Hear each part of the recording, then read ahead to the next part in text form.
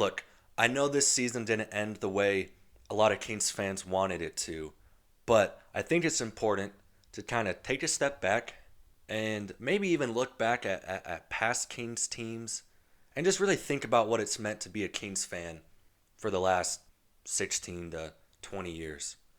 It really hasn't been great, and the Kings team that we're looking at now is probably a top 10 Kings team of all time, at least in the Sacramento era. I know that sounds crazy, but we're 10 games over 500 at the end of the year for only the seventh time ever.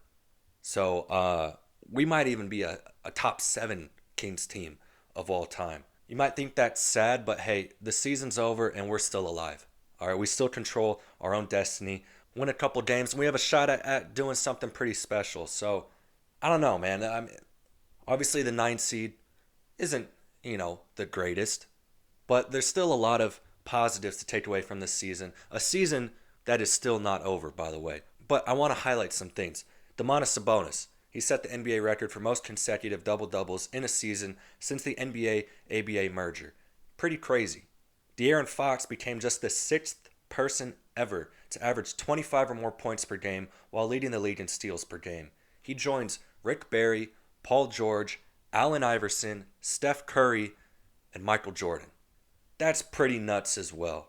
There's a lot more positives to take away from this season, like the Kings improving from 24th to 14th in defensive rating, but I'll go over all of that when the Kings season is officially over.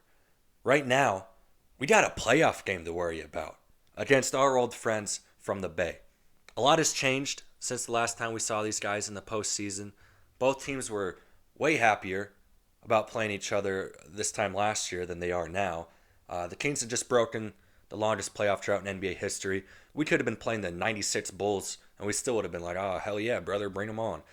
And the Warriors had successfully avoided the play-in and were set to play the team with the least amount of playoff experience maybe ever.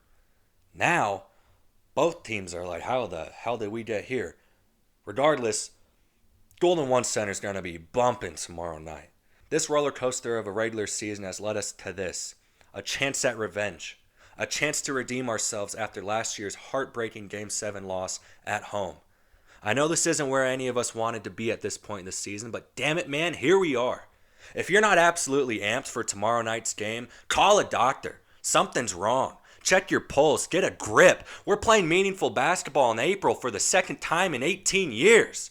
This is what we've been waiting for 18 years. We had to sit back and watch the rest of California have fun while we sat in a fucking empty barn in North Sac praying we'd get a chance, just an opportunity to sniff the playoffs.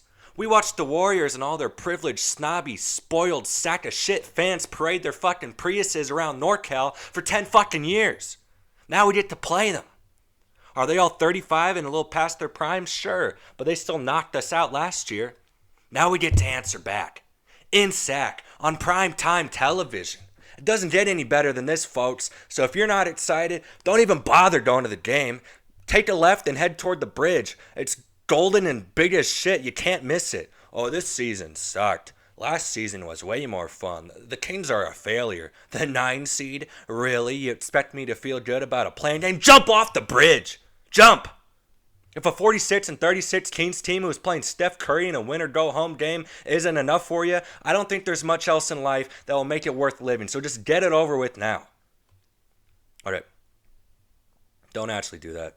Just getting a little carried away here. I'm very passionate about the Kings, as you can tell. But no matter what happens tomorrow night in Sacramento, the Kings have a bright future.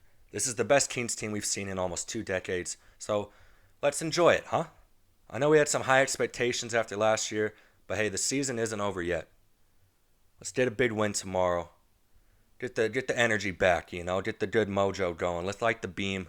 Let's light the fucking beam. That's what this channel's all about. Go Kings and light the fucking beam.